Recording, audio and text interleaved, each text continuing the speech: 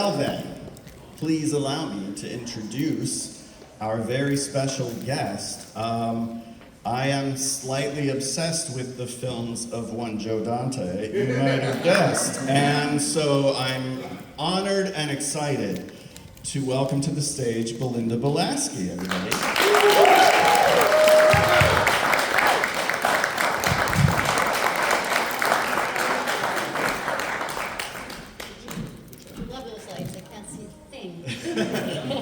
Just pretend. Hi, everyone. Hi. How is your convention going so far? Oh my God, it's been wonderful. Yeah? Yeah, no, it's been one of the best conventions I've been at. Oh, good. Yeah. Oh, that's awesome. Do you feel like this is the best panel you've ever done? I don't know yet. Well, I feel like you could probably predict. No, so I'm just joking. So I'm so excited to talk to you. Okay. How did you get started in acting? Let's start at the very beginning. Oh, at the very The beginning? very beginning. Do you guys really want to hear that? Yes! Okay, so I was like a kid who was always found in the closet drawing. Okay, my mother would put us to bed, and I'd always be in the closet drawing at 2 in the morning, and she'd find me there and discover me.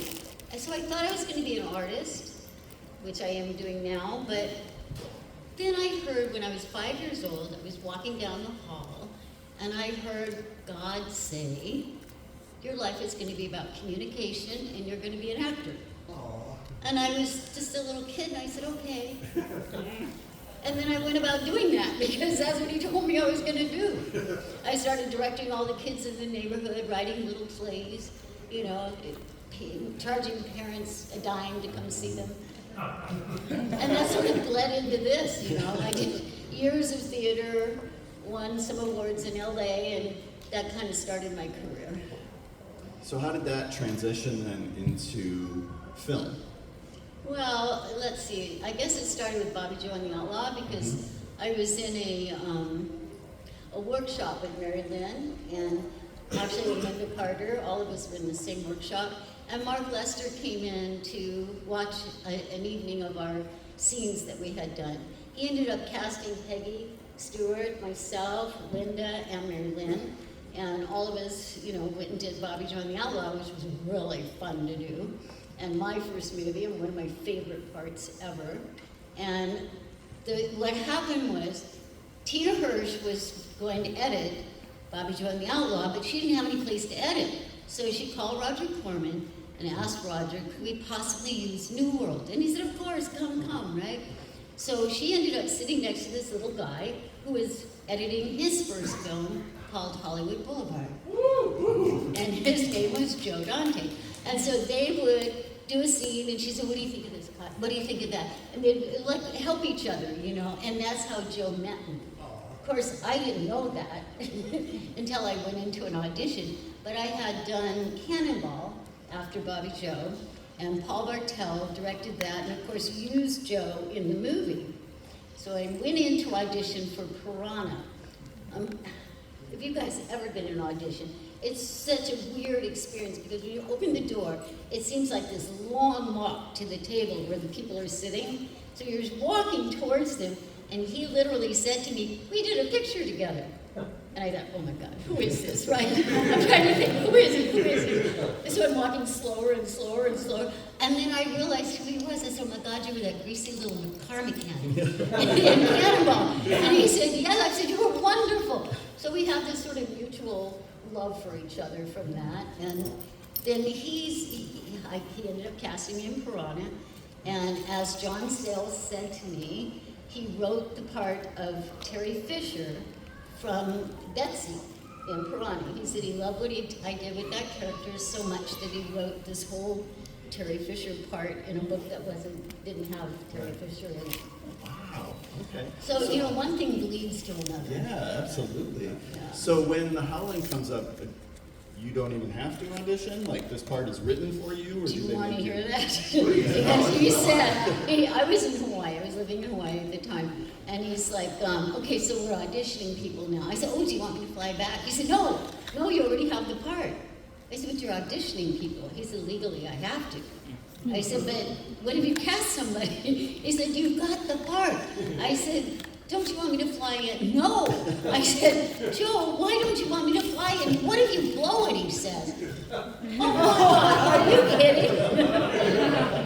So I didn't fly in, and I did get the part, and John Sayles told me that in the morgue scene. He said, I wrote this part for you, and I had no idea. It's always so many surprises, you know. So cool. So can you talk a little bit about working with Joe Dante? I have such a loud voice. I feel like I Oh no, you're good. Okay. Because obviously you become part of his kind of repertory company. Joe wanted a repertoire company. Yeah. That's exactly what he wanted, and he wanted to use the same actors in all of his films. And I got lucky to get in his first film. And then he kept casting me. He said, sometimes you'll be a star, sometimes you'll be a bit part. I said, I don't care as long as I'm working, you know. This is what an actor does, right? And what is Joe like as a director? Oh, he's so fun. I mean, in Piranha, well, Paul was there and I was there, right? And Paul kept saying, we're both here and we don't have a scene together. And we go to Joe and say, Joe, Paul and I are here and we don't have a scene together. Yeah, okay. And we're like, but Joe, we're both here and we don't have a scene together.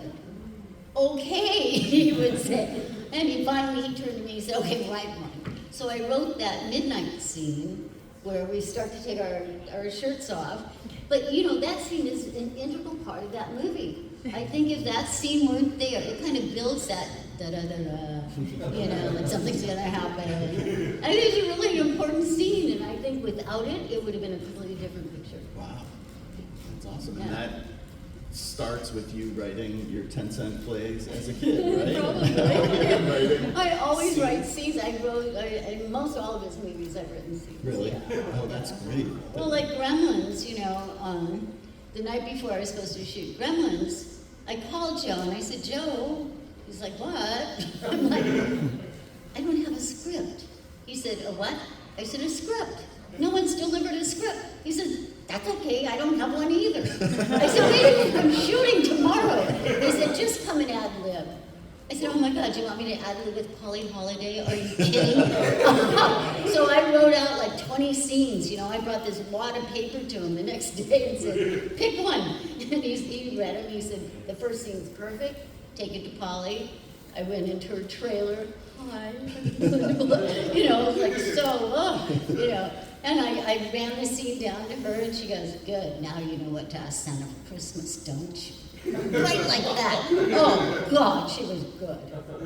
And evil.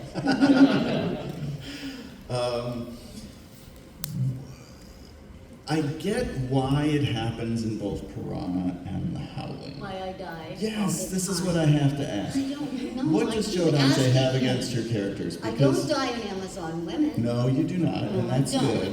That would be very It's out the of only place. one. Oh, no, I don't die in Daughters, in Runaway Daughters. No. No, that's two. You don't die in Matinee? I don't die in Gremlins. You don't die in Gremlins. See?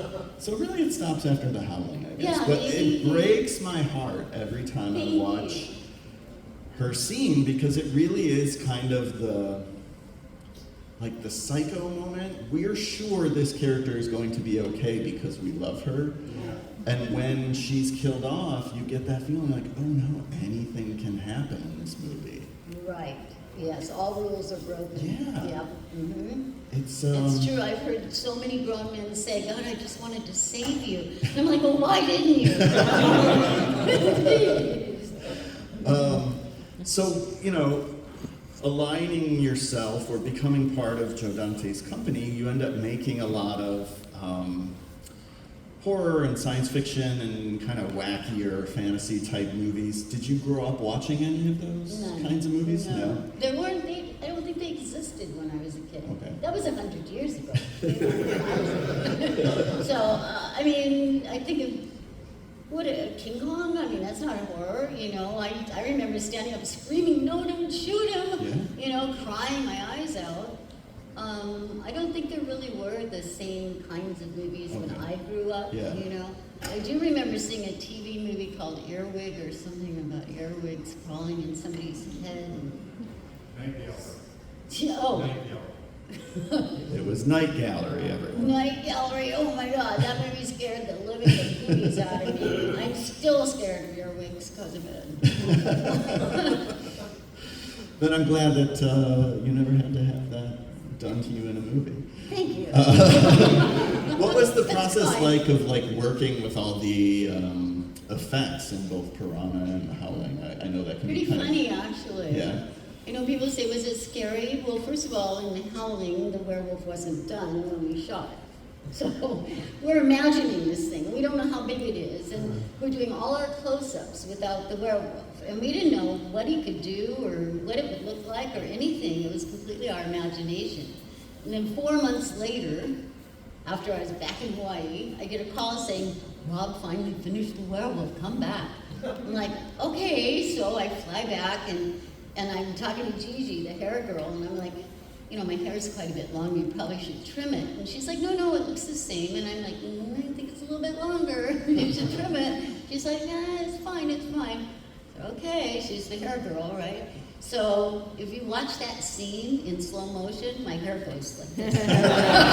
All the way through. Pretty funny.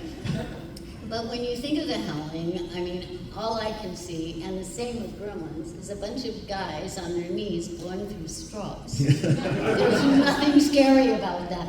If you don't start laughing, you're in good shape, you know? So kind of much demystifies the whole process. Sorry. Sorry about that. You'll never watch The Howling the same way No, you again. won't. I had it and then I lost it. I'm so Which sorry. one? A question, and then I had a question about The Howling, and now did you read the novel before you did the No, movie? I've never read the novel. Okay. No, I've only read John Sayles. Okay. Yeah. You could do worse than reading John No, Sayles. okay. But I had heard that the book was not what they were shooting. Yeah. To put it kindly.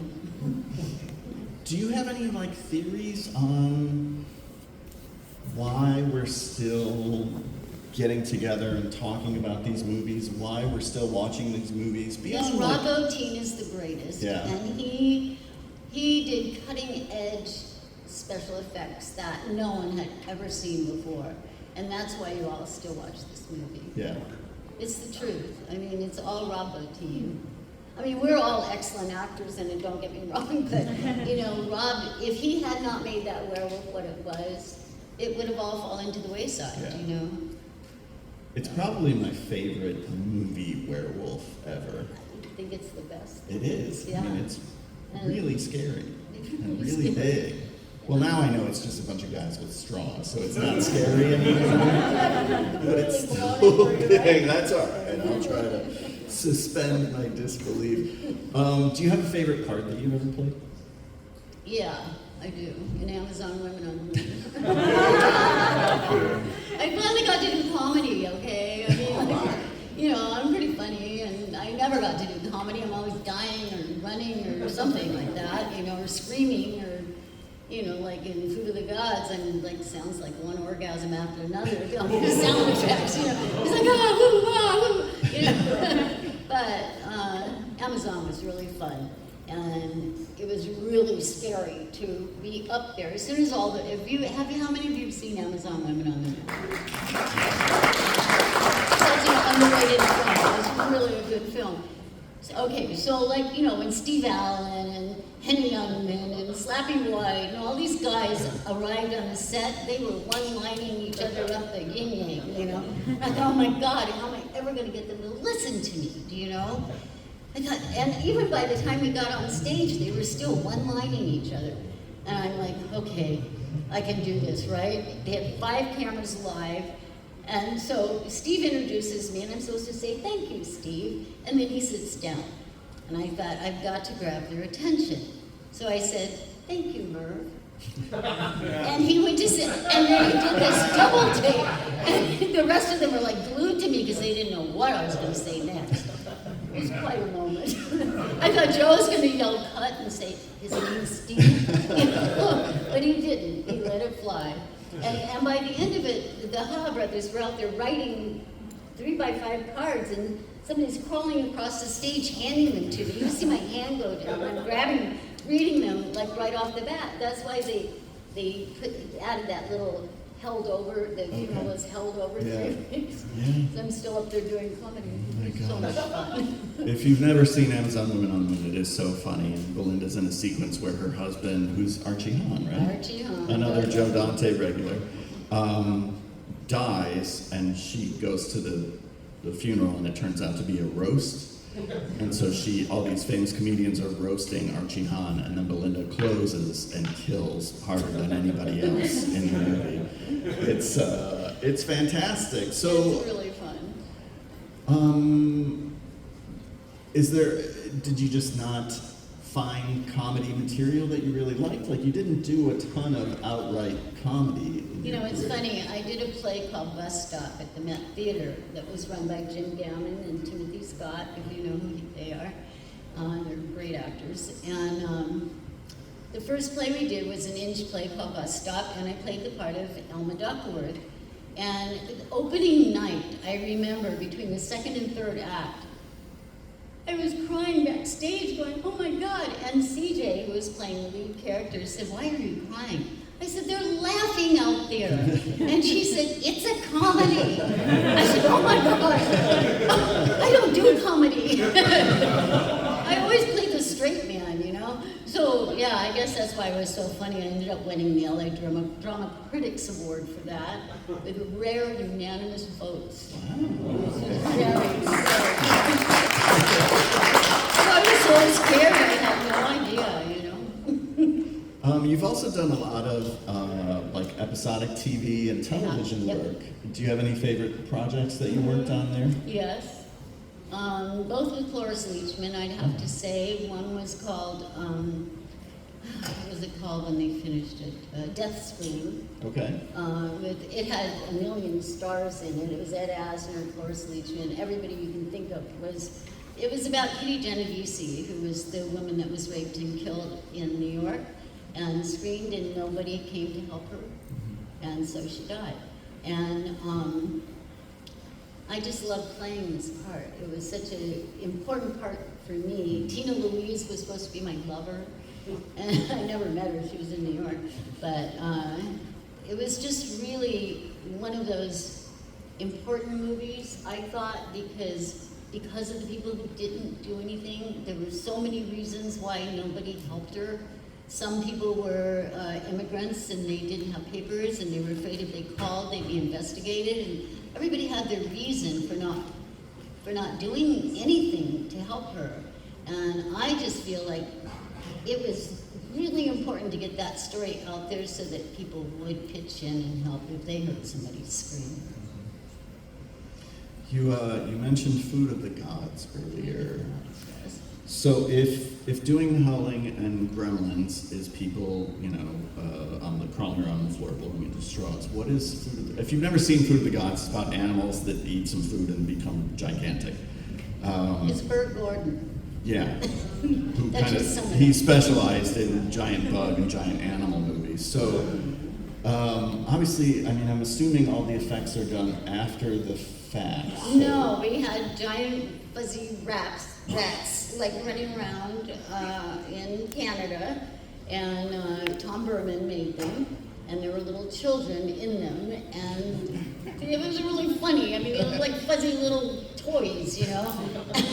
And I remember Bert saying at the very last scene, he said, now you're all on the balcony, and this is the big moment. This is when the big rat comes, so scream as loud as you can. I said, Bert, I've been screaming for like 15 days, you know? It's going to be ineffective. There's that moment where you open your mouth and nothing comes out. That's what's happened to me when I've actually really been afraid. You start to scream, but there's no sound comes out. That's real fear. And he's like, no, I want you to scream. And I'm like, no, I'm not gonna scream. And he's like, I could have hired Bay Ray, he said. I'm like, okay, you know. But here we were, and I didn't scream, and he must have shot it 20 times saying, I want you to scream, and I kept saying, I'm not gonna scream. Because I think it's more effective. Yeah. I really do. I think I was right. Yeah. But Bert had all those real rats in his garage, and he said he trained them. I don't know what to tell you.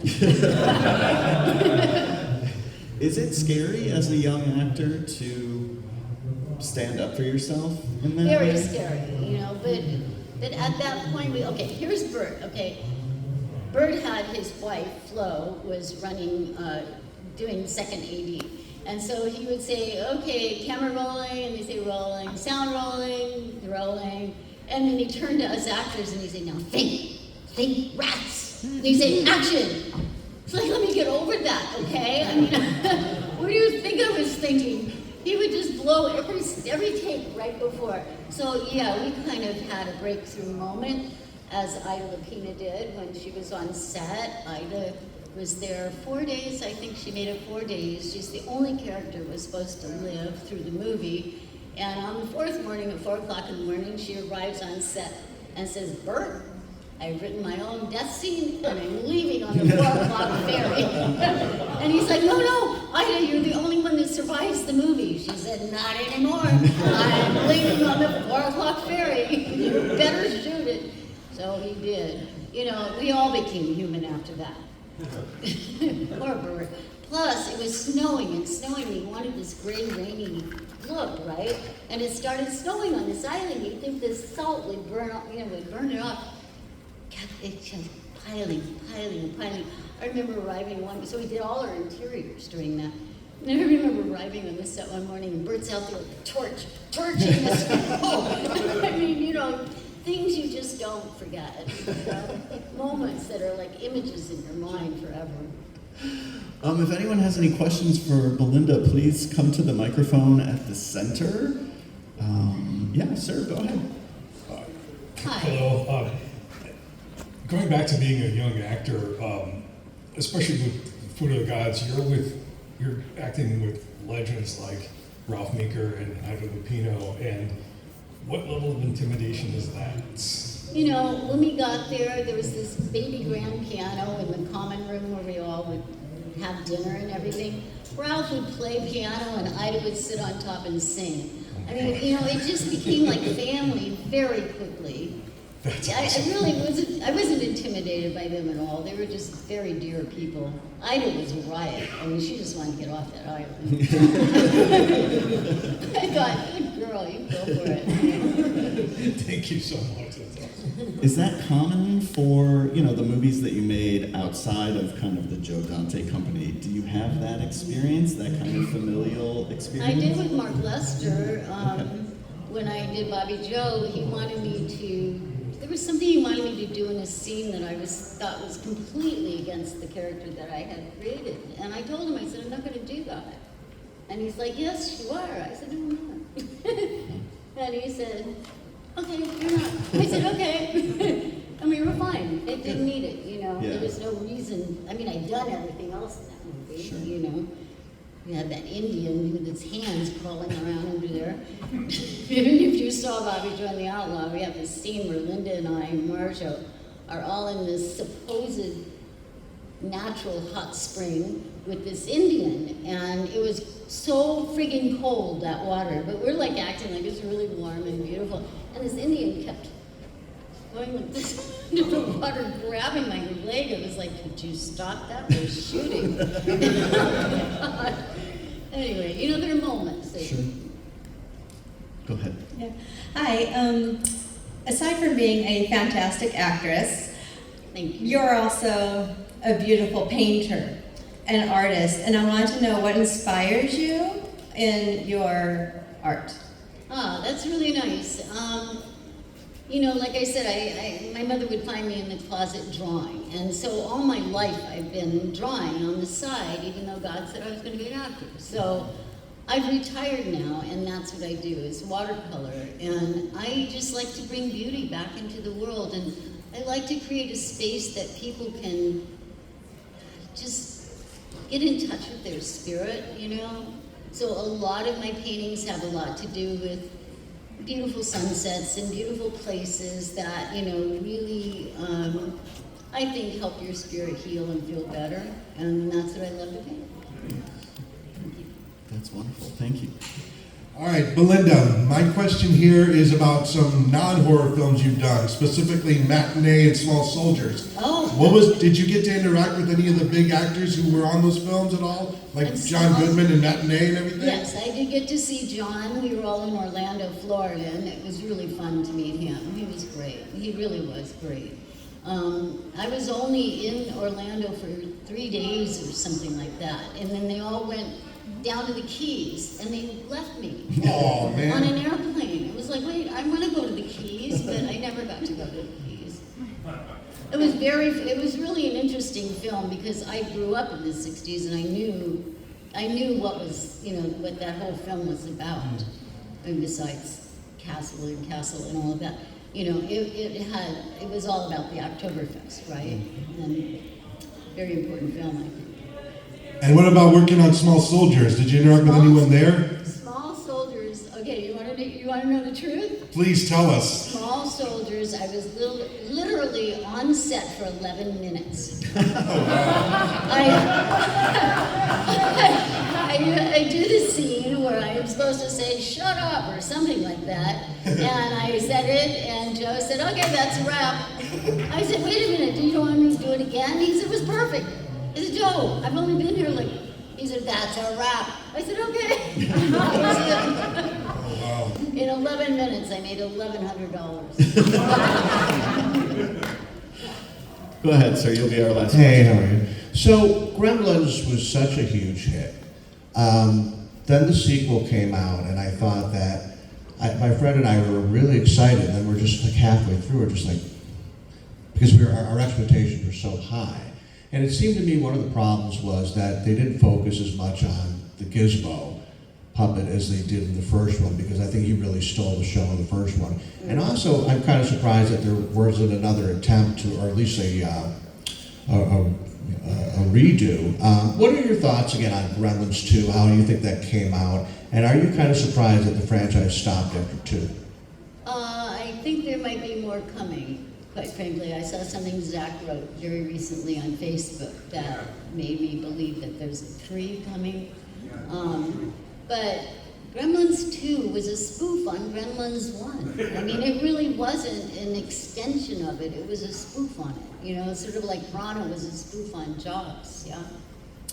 This is not a room where we will tolerate Gremlins 2 blasphemy. There will be no show talking of Gremlins 2 while I'm on stage.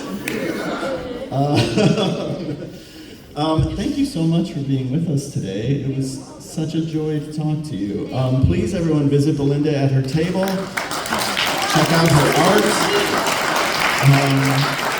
She will be here all weekend. And thank you all for coming. If you are in the ultimate seat, please leave that seat and stick around for the Hatchet 2 reunion panel. Thanks, everybody.